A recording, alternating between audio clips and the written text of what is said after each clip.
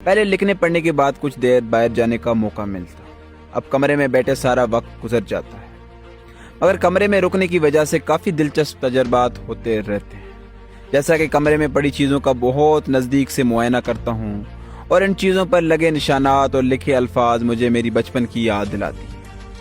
مزید وقت گزارنے کے لیے کبھی کبھار پرانی کتب پر لگی دھول صاف کر لیتا ہوں اور اس کے ساتھ پرانے نوٹس نکال کر ایک نظر دیکھنے کا موقع بھی مل جاتا ہے۔ جو دلچسپ لگے اس کو پڑھ لیتا ہوں، اگر کوئی خیال اچھی لگے تو اس کو اپنی نئی ڈائری پر لکھ لیتا ہوں۔ کل حسب معمول بیٹھا الماری کے خانوں کے اندر جھانک رہا تھا اور اچانک کرسی کے پیچھے لگی شیلف میں کتابوں کی بغل میں پڑی پیلی کور کی پرانی ڈائری نظر آئی۔ اس کے دھول چاٹنے کے بعد اس کو کھول کر بیٹھ گیا۔ اس میں کئی خوبصورت یادوں بھری ٹوٹی پھوٹی جملوں میں تحریریں پڑھنے کو ملی۔ اس کے ایک صفحے پر کچھ سوال لکھے نظر آئے جو اسکول کے زمانے میں لکھے تھے۔ جب کبھی اخبار پڑھتے وقت ذہن میں جو خیال آتے ان کو لکھ لیتا تھا۔ اپنے لڑکپن کے سوالوں کو پڑھتے کافی لطف آیا۔ ان کی لفاظی کی درستگی کے بعد سوچا کہ ان میں سے کچھ آپ کے سامنے رکھ دوں، جو اب بھی میں یہ سمجھتا ہوں کہ ہمارے آج کے حالت حاضرہ پر بھی ایک تنقیدی حیثیت رکھتے ہیں۔ شاید ان معصومانہ سوالوں سے اس نظام کی خرابیوں کی طرف آپ کا توجہ مبذول ہو سکے۔ شاید آپ بھی میرے لڑکپن کے سوالوں کی طرح کچھ سوال لکھ لو اور ایک دن ہم سب اپنے سوالوں کو اکٹھا کر کے ان حکمران طبقے کو اپنے سامنے بٹھا کر پوچھنے کے قابل ہو جائیں گے، اور شاید اس نظام میں کوئی تبدیلی آئے، جس نظام میں اب غریب لوگوں کے لیے سانس لینی دشوار کر دی ہے اور جس کا کوئی حل نکل سکے۔ ویسے اب بھی میری عمومی طور پہ یہی عادت ہے، پڑھتے وقت جو سوال ذہن میں آ جاتے ہیں ان کو روز اپنی ڈائری پہ لکھ لیتا ہوں اور ڈائری کو اپنے ساتھ رکھ کر باہر نکلتا ہوں اور صبح سے شام تک ان کی جوابات ڈھونڈنے کے لیے اسلام آباد میں گھومتا رہتا ہوں۔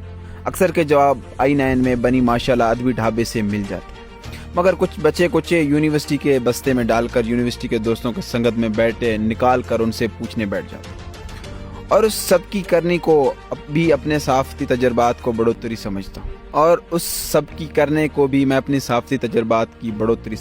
کبھی کبھار دوست کچھ سوالوں کی تسلی بخش جواب دے جاتے ہیں، مگر اکثر کے جواب کچھ اور سوالات ساتھ لے آتے ہیں۔ گتھیاں سلجھنے کے بجائے الجھتی رہتی اور ہمارے درمیان نہ ختم ہونے والی بحث اگلے دن کی ملاقات کے وعدے کے ساتھ ختم ہو جاتی۔ تو ہاں، اس صفحے کے سوالات کچھ یوں تھے: کیا ایک شہری کی سوچ اتنی خطرناک ہے کہ اس کی بندش کے لیے ریاست کو اتنی محنت کرنی پڑتی ہے؟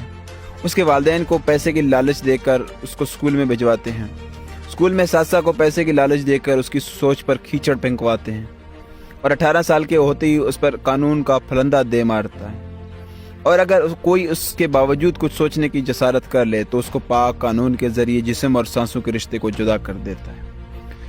جس حکومتی ادارے کو قانونی اختیارات وسیع کر دی جاتی ہیں وہ خود مختار کیوں بن جاتے ہیں؟ اگر قانون نافذ کرنے والے ادارے اس قانون کو اپنے اوپر بھی نافذ کر دیں تو قانون حقیقی معنوں میں بااختیار ہو جائے گا کہ نہیں؟ کیا اپنے شہریوں کو گول روٹی کے گرد چکر لگاتے رکھنا ریاست کی کامیابی ہے یا ناکامی؟ حق اور سچ کی زندگی اس ریاست میں کم اور مشکل کیوں بنی ہوئی ہے؟ کیا اس پاکستان میں لالچ اور خوف کے علاوہ بھی کسی کی حکومت رہی ہے؟ کیا پاکستان پر لالچ کی وجہ سے چند لوگ حکمرانی کر رہے ہیں یا وہ عقل کل ہیں؟ کیوں آج کے لوگ عام انسان کی تنقید برداشت نہیں کرتے لیکن سردار کی کہنے پر قتل بھی معاف کر دیتے ہیں؟ انسان دوسروں کے جذبات کو اپنے ساتھ کیوں جوڑنا چاہتا ہے اور دوسرے کے جذباتی رد عمل کو کیوں برداشت نہیں کرتا؟ ایک انسان دوسرے انسان کے کہنے پر تیسرے کو کیوں قتل کرتا ہے؟ بچی کے علاج نہیں کرواتے مگر بچے کی عیاشیوں کے لیے خون پسینہ بہا دیتے ہیں۔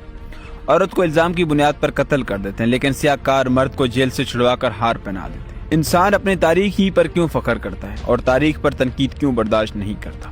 ووٹ کو عزت نہیں دیتے لیکن ریاست کو گالیاں نکالتے۔ خود کش حملہ وار کیوں آخری وقت بھی اپنے کان سردی سے بچانے کے لیے ٹوپی پہن کر نکلتے ہیں؟ قرآن کو خود نہیں پڑھتے لیکن چلتے پھرتے لوگوں کو کیوں پڑھا رہے ہوتے ہیں؟ خود پیسہ کمانے میں لگے ہوتے ہیں، دوسروں کو اگلے جہاں کی دلکش مناظر دکھاتے ہیں۔ گھر کے کام کو بیچتی لیکن باہر کے واش روم تک صاف کر دیتے ہیں۔ جرابیں تو گندی پہنتے ہیں لیکن کپڑے استری کی بغیر نہیں پہنتے۔ بچوں کو سچ بولنے کا درس دیتے ہیں لیکن خود جھوٹ نہیں چھوڑتے۔ چاہتے حکومت ہیں مگر کرتے حکومت کی نوکریاں ہیں۔ بچوں کو امیروں کے اسکول میں پڑھاتے ہیں لیکن خود ان کو نوکری کا درس دیتے ہیں۔